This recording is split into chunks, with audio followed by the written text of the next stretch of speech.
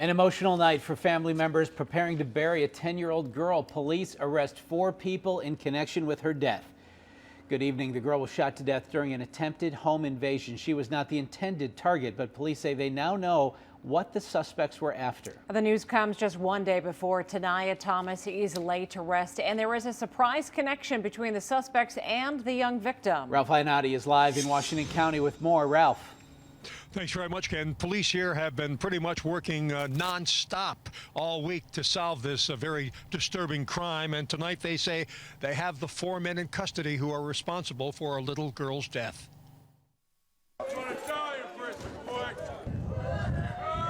There were cheers and boos outside the Washington City Police Station tonight as the 4 men now facing homicide, robbery, and conspiracy charges in the shooting death of little 10-year-old Anthian Thomas were escorted out of the building and headed to court. Many of the people gathered here had just come from the funeral home. We did have a few people give us some information. We utilized a lot of, the good old-fashioned just talking to people. We were able to pull some video surveillance from different locations in the city to either show where people were or weren't. Police said the motive for the attempted home invasion early last Monday morning was robbery. It's just devastating. Nobody wins. Nobody wins. I'm thankful for my daughter to get justice, but nobody wins. We got to make sure in our community that this never happens to anyone else's child. Everybody lost her, period. We're always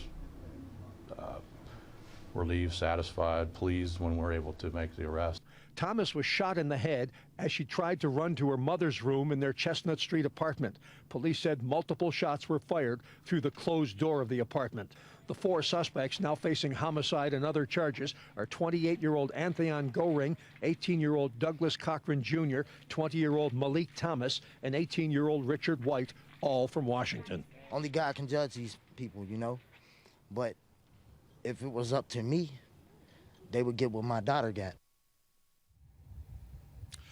Understandably, a very emotional night here in Washington. Now, Curtis Thomas told us tonight he knew at least 3 of those suspects. In fact, he said one of them called him the day after the shooting to say he had nothing to do with it. And police said that, in fact, one of the suspects was a distant cousin to the biological father.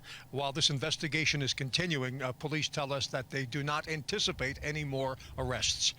We're live in Washington tonight. I'm Ralph Iannotti, KDKA TV News.